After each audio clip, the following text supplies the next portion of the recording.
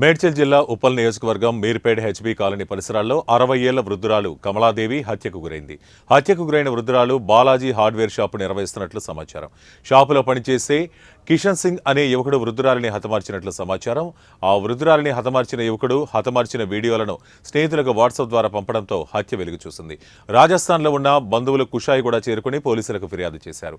నిందితుడిని కఠినంగా శిక్షించాలని బాధితురాలి కుటుంబీకులు పోలీసులను వేడుకున్నారు.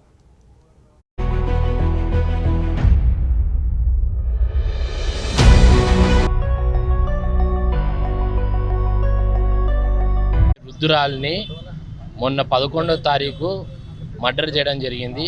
అది నిన్న 14వ తారీఖు తెల్లవారుజామునను మరి వెలుగులోకి వచ్చింది.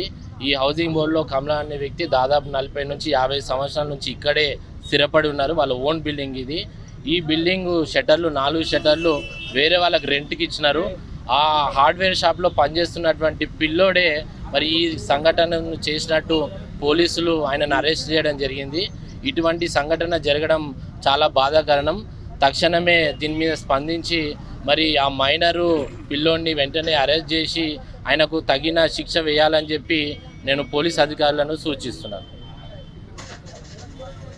వృద్ధురాలు ఆ ఒంటరి మహిళ ఆమె. వాళ్ళ హస్బెండ్ కూడా 10 సంవత్సరాల క్రితం చనిపోయిండు. ఆమె తరచూ ఆ పిల్లోనికి పని చెప్తున్నందుకు కరెక్ట్గా ఉండాలి, చెడు పనులు చేయొద్దని చెప్పి చెప్తున్నందుకు ఆ పగను పెంచుకొని చంపేసినాడు అని చెప్పి ఇక్కడ వాళ్ళ రిలేషన్స్ చెప్తుంటే మనకు తెలిసింది. అంతకుమించి ఇక్కడ హౌసింగ్ బోర్డు వాళ్ళకి ఇంకో ఏం విషయాలు తెలియదు. नहीं, मेरा सिस्टर है, मैं गुजरात से आया हूँ और ये मेरी बहन यही रहती थी. मेरे जीजा ने